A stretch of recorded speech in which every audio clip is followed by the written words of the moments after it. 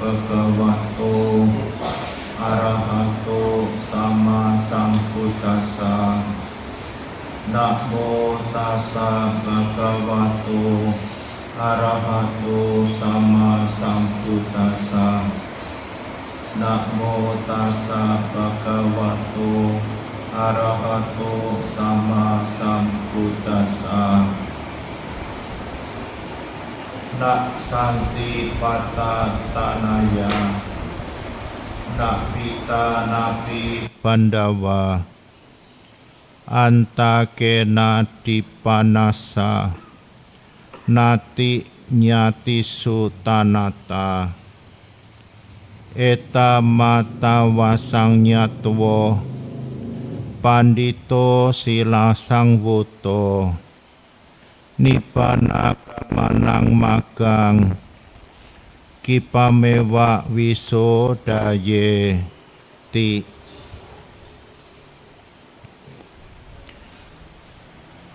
Bapak, Ibu, saudara-saudari sekalian yang hadir pada puja bakti hari Minggu pagi ini,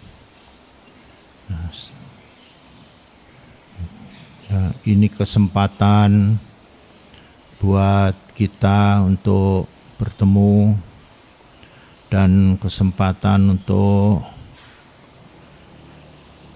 belajar Dhamma, mengetahui Dhamma, ajaran dari Sang Buddha, dan tentunya ini adalah merupakan kesempatan buat kita untuk berbuat kebajikan, berbuat baik, menambah kebajikan dalam kehidupan kita masing-masing.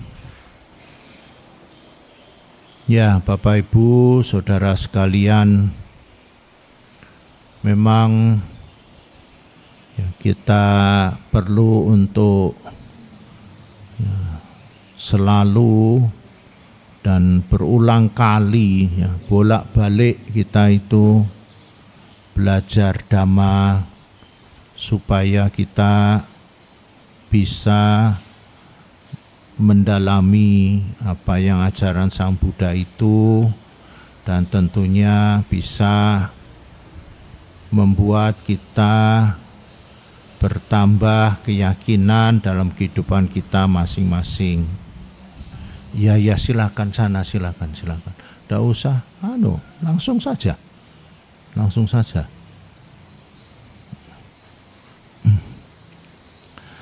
Dan Bapak, Ibu, saudara sekalian, tentu buat kita sangatlah perlu sekali untuk mendalami atau mengulang-ulang Dhamma itu, agar supaya kita itu di satu sisi tidak lupa, dan satu sisi lain kita mempunyai kekuatan, keteguhan di dalam pengertian kita, keyakinan kita kepada Dhamma ajaran Sang Buddha itu. Pagi hari ini saya mau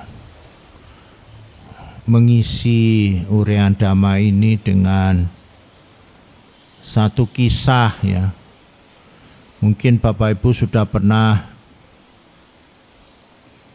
mendengar, tapi diulangi lagi supaya lebih jelas lagi, itu juga baik Dan kisah ini kisah yang ada di dalam kitab suci Dhammapada, tapi memang kisah yang banyak terjadi dalam kehidupan kita sehari-hari juga. Seringkali itu terjadi dalam kehidupan kita sehari-hari. Kisah ini menyangkut atau membahas tentang seorang wanita, ya, wanita yang namanya Patacara. Pernah dengar tidak itu? Patacara, kisahnya Patacara. Kisah wanita yang hidup pada waktu Sang Buddha masih hidup, ya, Patacara ini. Sebenarnya kisah ini menjelaskan tentang bagaimana penderitaan, ya, yang ada dalam kehidupan ini, ya. Jadi kisah ini menjelaskan tentang penderitaan, ya. Kalau orang membaca kisahnya ini bisa ikut menangis kadang-kadang, bisa ikut terharu. Tapi ya saya ngomong itu tentu tidak akan membuat Bapak Ibu menjadi menangis atau terharu, karena sudah berupa omongan, jadinya ya biasanya tidak akan menimbulkan ya terharu atau menangis. Tapi kalau Bapak Ibu membacanya sendiri bisa terharu, bisa menangis, ya. Kisahnya itu ada wanita yang tinggal di kota Sawati waktu itu di India sebelah utara, ya. Wanita ini anak orang kaya sebenarnya, ya. Nah, orang kaya ini punya pegawai yang kerja di tempat orang kaya itu, tempat orang tuanya itu. Nah, si wanita anak dari orang kaya ini namanya Patacara itu, ya, Patacara. Lah, ini bisa terjadi juga, ya, dalam kehidupan sehari-hari, ya. Wanita yang namanya Patacara ini, ya, tertarik kepada pegawai dari orang tuanya, ya, yaitu pegawai laki-laki, ya, jatuh cinta sama laki-laki pegawai orang tuanya itu. Nah, sekarang yang jadi soal, orang tuanya tidak berkenan kalau Patacara itu, ya, jatuh cinta mau berumah tangga dengan pegawainya itu, ya. Tetapi kadung sudah jatuh cinta, ya, apalagi yang jatuh cinta itu pihak perempuan, biasanya radan angel dipotong, ya.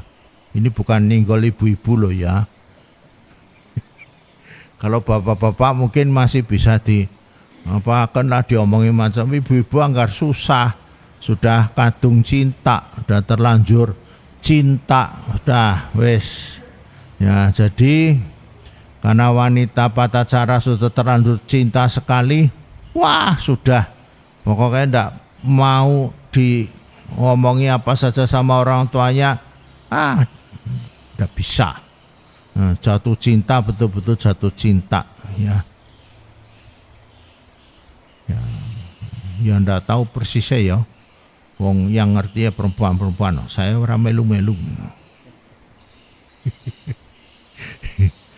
Nah, jadi bagaimana Bapak Ibu? Jadi sudah, wah, cintanya sudah ngebet, pokoknya jatuh cinta. Nah, nggak bisa diberitahu, disuruh berhenti bercinta nggak bisa, ya. Padahal orang tuanya nggak setuju. Akhirnya apa? Akhirnya Patacara dengan pemuda yang dicintainya itu pergi, meninggalkan orang tuanya, ya, pergi. Nah, jadi ya kalau di rumah terus ya nggak bisa nikah. Ya orang tuanya menghalang-halangi, tadi ya minggat tuh ya. Tapi jangan ditiru loh ya. Ini niru payah. Minggat, keluar, pergi. Nah, perginya ke tempat yang cukup jauh. Ya, nyabrang sungai besar, tuh sana, pergi, udah. Nah, udahlah jadi Patacara ya tinggal bersama pemuda yang dicintainya itu. Dan ya sebagai suami istri. Ya, lalu punya anak. Ya, anak. Nah, ya anaknya 1, 2, ya punya anak 2. Ya. Kemudian ya, ini hidupnya nyaman-nyaman saja, kepenak-kepenak saja, ya. Karena ya jauh dari orang tua. Ya, kemudian si Patacara ini sudah lama kan tidak balik rumah. Nah, sebenarnya dia itu ya jadi kepengin banget balik rumah.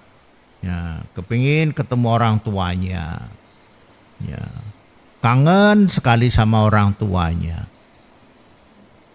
Ya, akhirnya dia mutusin, ya baiklah kalau begitu kita nilai orang tuanya. Jadi Patacara itu bersama dengan suaminya dan anaknya 2. Anaknya 2 itu satu sudah mungkin seumuran TK dan ya. Kalau satunya masih bayi soalnya. Satunya masih bayi. Satunya sudah agak besaran seusia TK itu. Jadi pergilah Patacara dengan suaminya dengan 2 anaknya itu. Ya, nah dalam perjalanan itu kan tempatnya lumayan jauh, ya lumayan jauh. Nah perjalanan itu ndak seketika langsung sampai begitu. Jadi ya kudu berhenti karena lumayan jauh, ya. Dari tempatnya tinggalnya Patacara ke tempat orang tuanya itu. Ya, jadi dari tempat tinggalnya itu dia jalan dulu, nah, lalu berhenti di satu tempat, satu desa, kota kecil ya desa itu. Nah kemudian ya di situ ya nginep situ, ya berhenti situ. Nah suaminya si Patacara itu ki ngrungokno ya aja ngomong dhewek kok. Ngomong dhewek. Suaminya si Patacara kemudian pergi, ya. Nah, pergi. Nah, karena di tempatnya tempat yang gelap, ya. Disatukan waktu itu memang ya namanya desa zaman dulu belum ada PLN ya. Jadi masih gelap gulita gitu. Nah, suaminya jalan pergi keluar. Lalu nah ini ketika dia jalan dia malah nginjek ular. Ularnya gigit. Jadi suaminya jatuh kena bisa ular, apalagi kalau ular kobra ya kalau digigit ya pasti tidak lama mesti meninggal dunia.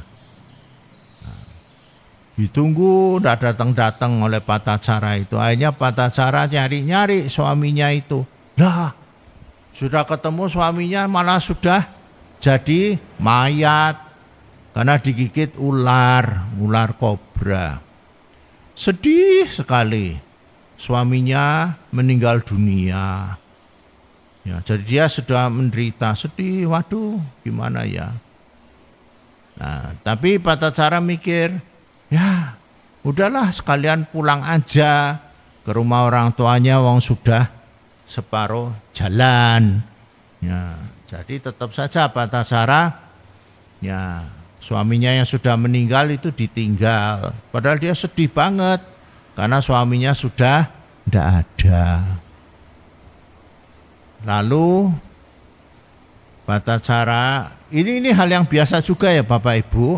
Kalau kita itu ditinggal suami bisa, kalau orang suaminya meninggal itu ya memang susah ya, seperti kita ini kalau ditinggal Bapak Ibu ditinggal suami ya menjadi susah. Ya menderita gitu. Jadi ini hal kehidupan sebenarnya.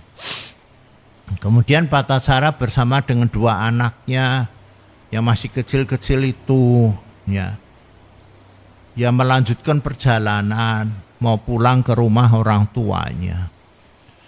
Lah sampai di satu sungai yang besar, ya lebar. Mau tidak mau harus nyabrang sungai itu. Lah gimana caranya? Dia bawa 2 anak. Satu masih kecil, satu digendong, masih bayi. Itu kasihan, kalau lihat dengar ceritanya kasihan sekali dia. Wah, airnya begitu, air sungainya deras gitu banyak. Jadi ya nggak mau satu persatu, anaknya satu ditinggal, ya yang agak besaran ditinggal, lalu dia bawa yang kecil yang digendong, ya yang kecil digendong nyabrang sungai. Nah ketika dia itu sampai di tengah-tengah sungai, dia lihat ada burung elang, burung yang suka makan bangkai mayat gitu, ada burung nuki gitu, mau ngambil anaknya itu yang besar, nukiknya ke sono anaknya. Jadi si Patacara itu gumbor-gumbor. Dia berusaha untuk menggusah burungnya, ya. Digusah. Tahu yang gusah ya? Orang Tegal. Gusah gitu. Lah, dia berteriak-teriak gusah gitu, ya. Lah si ini gendongannya ini anaknya lepas karena kan airnya deras. Jadi dia bingung sendiri lepas gusah ya anaknya. Lah anaknya yang di pinggir sungai itu lihat mboke gusang-gusang jingkrak-jingkrak gitu, anaknya mikirnya mboke nekie arep lelep. Dikira anaknya ini ibunya mau tenggelam. Jadi anaknya masuk ke sungai itu. Lah, anak kecil masuk ke bawah arus, hanyut.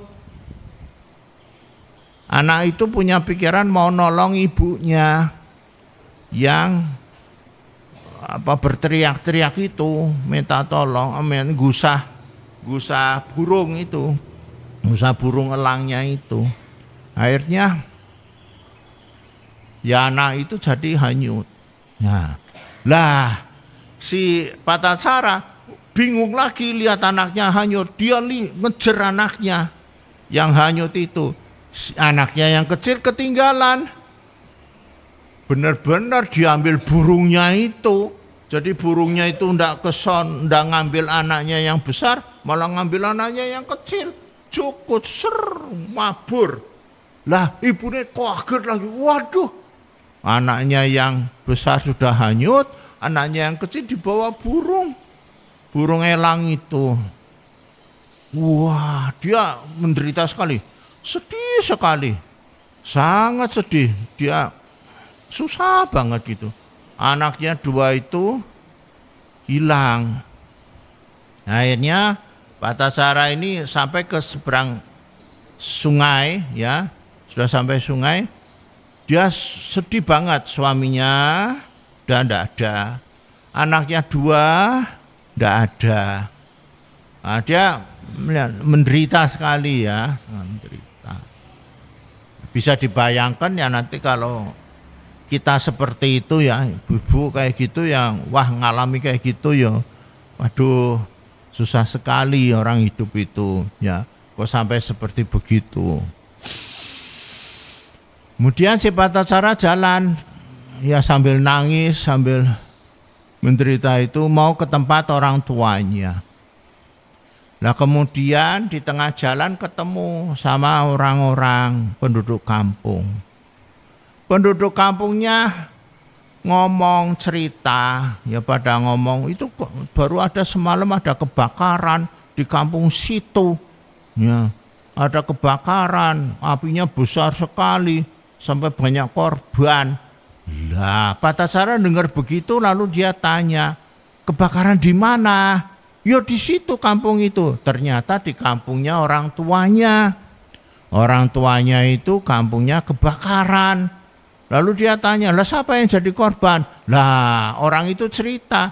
Ternyata yang jadi korban itu adalah dua-duanya orang tuanya itu jadi korban. Papa mamahnya itu mati kebakaran. Wah, tambah menderita lagi Patacara ini. Sehingga ya, suaminya sudah meninggal, anaknya 2 tidak ada, meninggal lepas juga, orang tuanya 2 malah jadi korban kebakaran. Jadi dia menderita sekali itu Patacara itu. Ya itu dikisahkan dia itu sampai menangis, sampai pakainya itu sudah lusuh sekali, hampir gila sebenarnya. Ya orangnya stres banget sudah Patacara itu. Dia jalan ke sana kemari tidak jelas, sana kemari tidak jelas. Tidak mikir mau kemana tidak tahu dia. Karena ya itu sudah tidak ada lagi orang-orang yang dicintainya lah itu. Ya Bapak Ibu, saya berhentikan dulu itu ceritanya sampai situ. Jadi sebenarnya ya kita itu bisa mengalami kayak gitu Bapak Ibu. Kadang-kadang juga kita itu ya mengalami kesusahan itu yang tidak ada habis-habisnya. Susahnya itu macam-macam Bante. Anak saya sakit, suami saya begitu, dagangan rugi, apalagi teman-teman juga bohongin saya, apa itu pegawai saya ya keluar. Susah orang hidup itu macam-macam. Susahnya orang hidup itu macam-macam. Ya meskipun ndak persis seperti Patacara itu, tapi kita orang hidup itu bisa saja punya kesusahan yang ndak habis-habisnya. Seringkali orang juga ketemu saya bicara sama saya, wah susah saya itu ndak ada habis-habisnya Bante. Ya. Ndak berhenti, ndak selesai-selesai. Habis ini ada itu, habis ini ada lagi, habis ini ada lagi. Susahnya kok ndak berhenti, ndak selesai-selesai gitu. Ya itu kehidupan memang bisa begitu Bapak Ibu. Ya kalau kita bandingkan dengan Patacara, ini Patacara lebih menderita, jauh lebih menderita daripada kesusahan hidupnya kita. Ya, kadang-kadang kita susahnya ya ndak sampai anaknya meninggal dunia, misalnya suami meninggal dunia, orang tua ndak ada, itu ndak sampai seperti itu ya. Tapi ya kita sudah mengalami susah, apalagi ini Patacara sudah jauh ya mengalami seperti itu. Anaknya juga ndak ada, dua-duanya anaknya dieman banget loh. Anak dua-duanya itu yang disayang, suami yang dicintai betul-betul sampai dilakoni minggat ya dari rumahnya, ya itu juga sudah sangat disayangi, kok sampai pergi semua. Tentu itu membuat ya menderita sekali ya. Nah, itu kalau kita mungkin tidak sampai seperti sebegitu gitunya menderitanya ya, tapi kita sudah susah, sudah cari sana cari sini, sudah bingung sendiri ke sana kemari gitu. Ya memang ya syukur-syukur kalau kita tidak mengalami seperti itu ya. Kalau kita hidupnya bahagia, hidupnya kepenak, ya itu semua karena karma baik kita kan. Ya karma baik kita itu bisa seperti itu. Ya tapi kalau karma buruk sedang berbuah, ya itu kayak kasusnya Patacara itu. Ya Kok bisa begitu Bante? Ya itu karena karma buruknya sedang berbuah. Ya, yang suaminya meninggal dunia, ya suami yang sangat dicintainya itu ya meninggal dunia, lagi pula anaknya pergi dua-duanya meninggal semua. Yang satu hanyut, satunya diambil burung elang. Ya itu menderita banget. Itu karma buruk yang besar sekali yang matang itu ya, yang diterima oleh Patacara itu. Apalagi mau ketemu orang tuanya yang sudah dia ngenangen mau ketemu, sudah lama ndak ketemu, malah orang tuanya juga ndak ada. Itu juga ya karma buruknya yang besar sekali. Nah, jadi Bapak Ibu Saudara sekalian, ya memang kita ndak bisa begitu saja ya pasrah sama karma buruk, tapi ya kalau sudah kejadian terus mau bagaimana lagi. Tentu kita ya makanya jauh-jauh hari usaha untuk jangan bikin karma buruk, jangan nambahi karma buruk. Yang membuat karma baik yang banyak tentu itu akan membuat kita itu menjadi tidak semenderita, tidak sesusah ya hidup ini. Ya, sampai menjadi susah banget ya enggak sampai. Kemudian saya lanjutkan ceritanya. Lalu Patacara yang sudah kesana kemari nangis tidak jelas ya. Lalu ya enggak ngerti mau kemana sudah ya. Orang tuanya juga sudah enggak ada, bapak sudah enggak ada, enggak ngerti dia mau kemana, dia bingung sendiri ya di tengah jalan ya. Nah, untungnya pada saat itu ya Bapak Ibu, Sang Buddha itu ada di kota Sawati, sedang singgah di kota itu.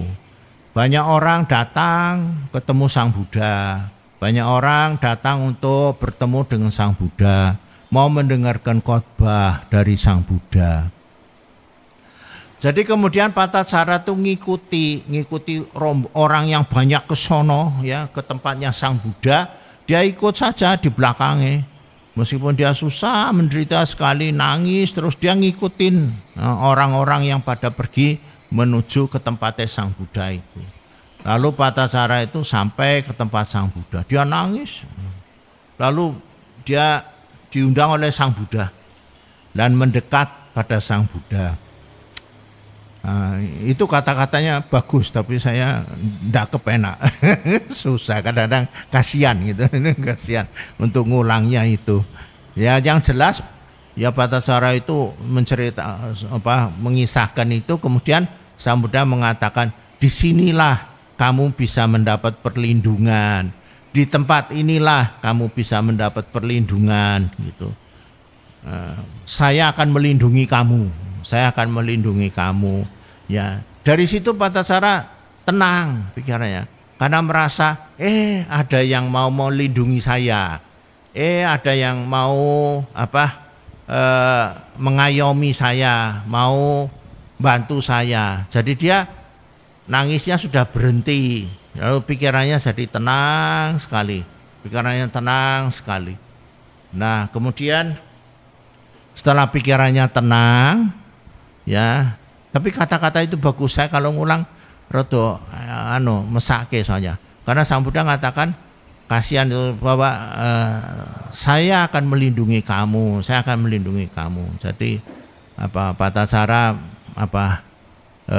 kesedihannya itu berarti bisa menurun gitu ya. Ya kita bisa bayangkan ya, mungkin ya Sang Buddha itu kan orangnya luar biasa. Jadi punya kepribadian dan sikapnya, bicaranya, ya tutur katanya tentu membuat orang menjadi yang dulunya sedih menjadi diam, tenang sekali. Ya itulah ya beliau Guru Agung Sang Buddha. Nah, kemudian di situ Sang Buddha mengucapkan ayat Dhammapada. Itu yang tadi saya ucapkan Bapak Ibu di awal khotbah saya. Nah, saya terjemahkan ya ayat Dhammapadanya itu. Ayat Dhamma padanya begini. Tapi saya ucapkan dulu ya enggak apa-apa. Nasanti putatanaya napita napi bandawa anta kena dipanasa nati nyatisu tanata. Ya.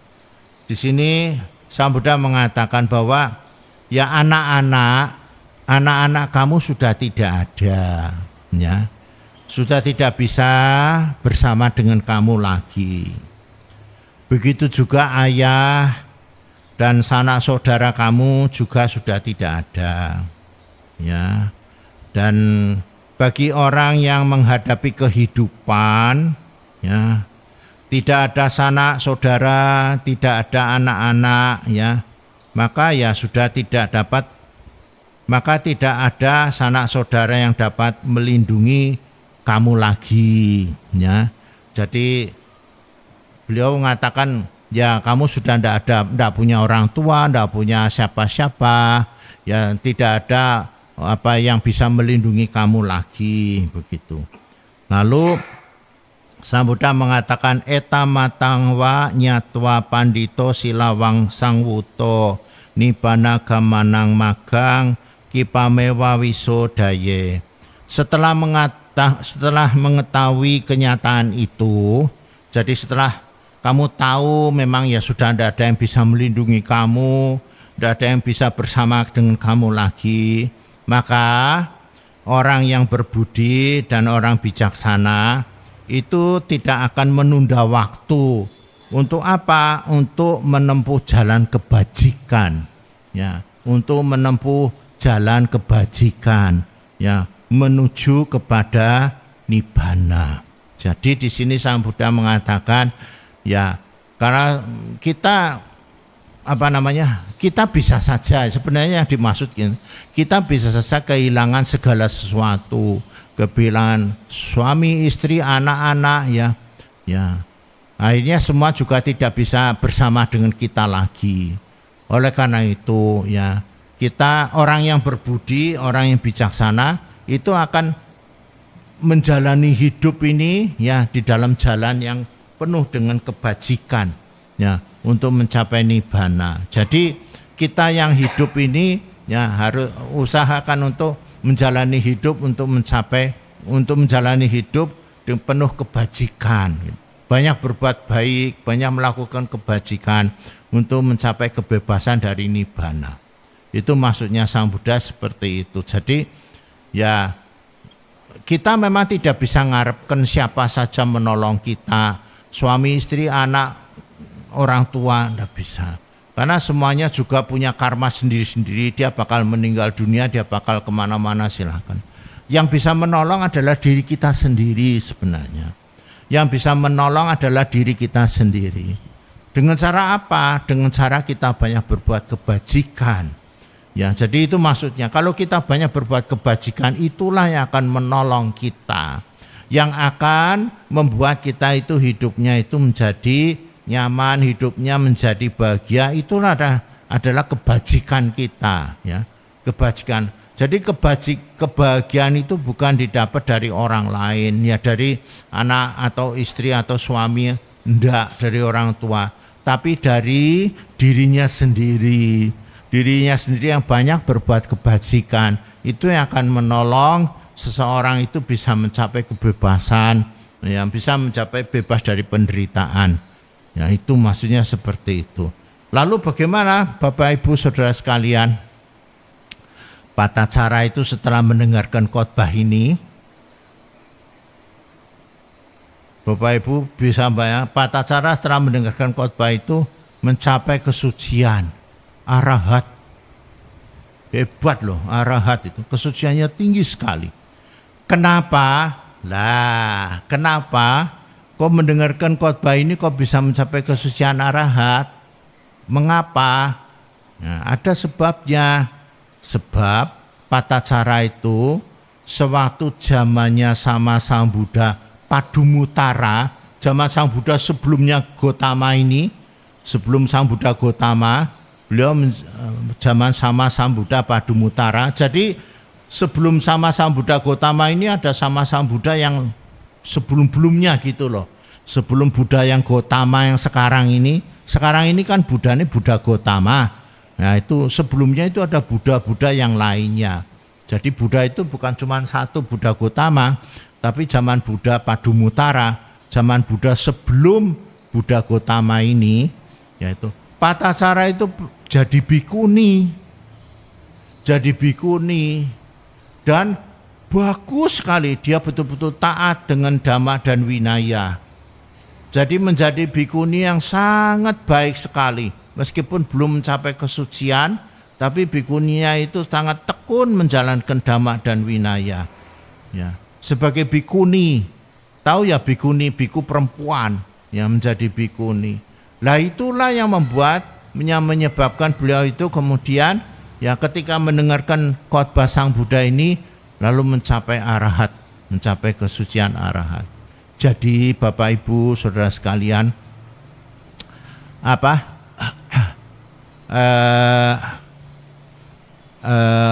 buahnya menjadi bikuninya itu ya, pahala menjadi bikuninya yang baik ya, itu bisa membuat Patasara itu bisa mencapai arahat zaman Sang Buddha Gotama ini, sama-sama Sang Buddha Gotama ini ya.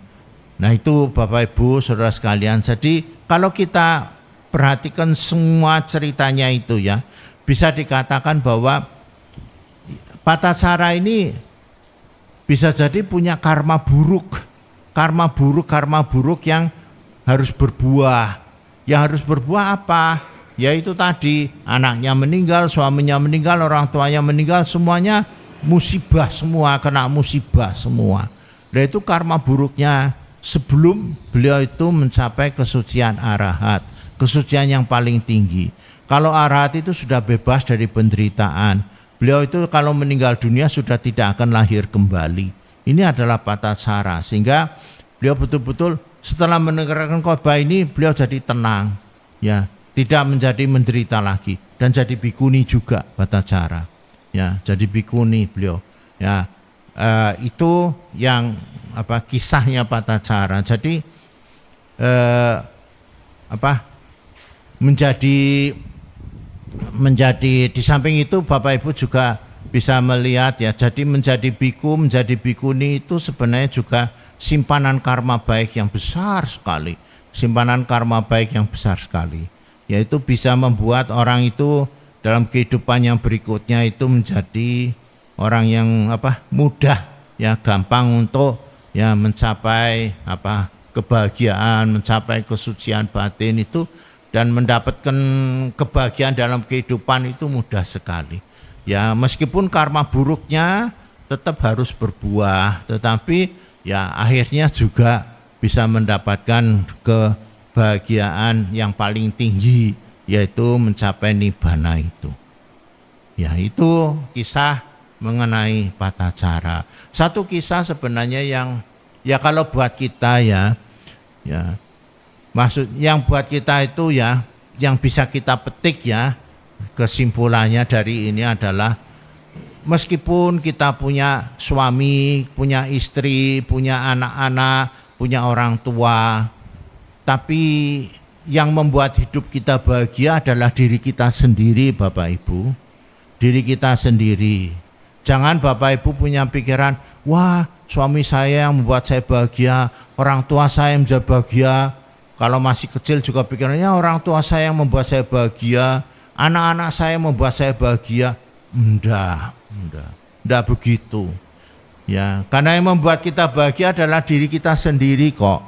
Yaitu apa yang kita lakukan, perbuatan kita sendiri itulah, kebajikan itulah yang membuat kita itu menjadi bahagia. Ya, tapi bukan berarti lalu Bapak Ibu lalu menyia-nyiakan anak loh ya. Lalu jangan nengono tak sia-siake anakku, orang tua tak sia-siake, itu berbuat buruk. Itu berbuat buruk, itu berbuat jahat. Kalau menyia-nyiakan orang tua, menyia-nyiakan anak-anak, ya itu malah berbuat jahat. Tetapi ya meskipun Bapak Ibu melayani orang tua, melayani anak-anak, suami istri, tapi Bapak Ibu harus sadar bahwa untuk saya sendiri sebenarnya yang bertanggung jawab. untuk diri saya, untuk hidup saya, itu saya sendiri yang bertanggung jawab. Artinya saya yang harus banyak berbuat baik untuk diri saya sendiri. Itu yang harus disadarin. Ya, itu yang harus disadarin. Ya, meskipun Bapak Ibu tetap melayani orang tua, melayani anak, suami istri, tetap dilayani biasa. Tapi ya itu, Bapak Ibu harus menyadari bahwa untuk hidup saya, itu saya sendiri sebenarnya yang sangat menentukan. Yang menentukan saya sendiri. Apa yang saya lakukan, itu yang akan saya petik. Apa yang saya perbuat, itu yang akan saya terima dalam kehidupan saya. Itu ya, kita bisa berpikir seperti itu. Ya, itu maksudnya khotbah Sang Buddha itu tadi itu seperti itu. Jadi jangan sampai kita ya karena sibuk ngurusin orang tua, sibuk ngurusi suami, istri, anak-anak, lalu kita juga melupakan ini loh, diri kita sendiri tidak melakukan apa gitu, berbuat baik apa. Tetap kita harus banyak berbuat baik untuk diri kita sendiri. Meskipun kita sibuk urusan orang tua, sibuk urusan anak-anak, istri dan sebagainya. Karena ya diri kita itu yang akan menjadi tuan atau yang menentukan buat kehidupan kita sendiri. Begitu maksudnya Dhamma di sini. Ya maksud dari apa yang Sang Buddha ucapkan bahwa ya sampai pun orang tua tidak ada, anak tidak ada, ya sudah. Kalau anak tidak ada, orang tua tidak ada, ya sudah saatnya tidak ada, terus mau gimana lagi? Ya. Coba nanti kalau anak masih kecil mungkin masih nurut, tapi anak kalau sudah besar, sudah punya istri, sudah punya suami, ya tidak bisa suruh nurut lagi. Ya sudah toh, seperti dilepas. Ya. Kadang-kadang malah ada orang tua, lah Bante, anak saya sudah gede-gede, seperti sudah tidak punya anak lagi. Ya wes. Ya wes, ya memang seperti itu, seperti tidak punya anak lagi, karena anak sudah pada pergi semua, tidak ada yang di rumah, kemudian tinggal orang tuanya berdua. Nanti kalau untung masih berdua masih ada ya, masih komplit ya. Salah siji lunga pimen, tidak bisa apa-apa juga. Hidup kita juga sudah salah pergi ya. Ini diri kita sendiri tetap harus apa yang bisa kita lakukan untuk berbuat baik gitu loh. Yang baca, yang sembahyang, yang baca parita, yang berbuat baik yang lain, ya lakukanlah. Ya apa yang bisa kita lakukan untuk diri kita sendiri itu. Ya, yang apa namanya kalau istilah kata itu mungkin kalau orang yang bekerja ya belajar atau tanya-tanya atau tahu apa. Ya itu untuk meningkatkan dirinya sendiri, untuk mengembangkan dirinya sendiri itu perlu ya dilakukan, karena memang ya yang menentukan akhirnya ya hidupnya ya dirinya sendiri, bukan orang lain, bukan anak, bukan istri, bukan suami dan bukan orang tua. Ya kadang-kadang orang tua juga sudah tidak peduli sama anaknya yang sudah tua-tua, wong ngurus awake dhewe-dhewe wae so angel. Wong orang tua itu, ya. Jadi anak-anak juga harus berdiri sendiri. Jadi ya anak-anak harus bisa mandiri istilahnya. Ya benar, Sang Buddha harus mandiri, harus menentukan mana yang baik, mana yang manfaat, mana yang berguna buat dirinya sendiri. Ya harus bisa seperti itu. Ya itu yang membuat kita itu bisa bebas dari penderitaan. Ya sudah paham ya? Ya wes. Sudahlah, saya khotbah itu saja ya. Kan besok minggu depan khotbah saja. Khotbahnya bagus kok. Saya waktu kemarin saya baca, ini bagus sebenarnya. Umat-umat harus tahu. Karena kadang-kadang ada umat yang hidup saya susah, udah berhenti bantai susahnya. Hari ini sudah ini selesai, ada apa lagi, kok runtung-runtungan susah. Nah saya pikir ini belum sesusah Patacara. Nanti dia diantem seperti Patacara, nanti susahnya berat banget. Ya, anak istri, suami, sanak saudara meninggal dunia, piye? Ya lebih berat lagi. Ya, atau ya akhirnya kembali pada diri kita masing-masing. Jadi diri kita yang Seperti Patacara itu sudah berbuat baik dalam kehidupannya sama Sang Buddha Padumutara. Beliau menjadi bikuni yang baik sekali, ya sampai-sampai ya udah tinggal mencapai nibbana, udah bebas daripada penderitaan.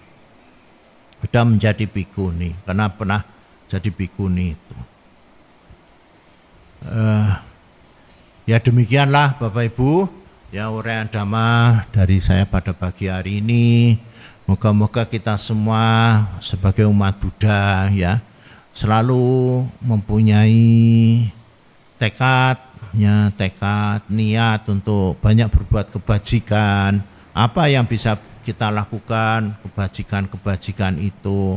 Yang penting ya kita bisa mengikuti jalan kebajikan ya. Ya, meskipun kesulitan banyak, tapi ya jalan kebajikan itu yang akan bisa membuat hidup kita itu menjadi ya ringan dan bisa mengatasi yang namanya penderitaan. Ya, semoga semua makhluk hidupnya bahagia. Ya, sekian, terima kasih.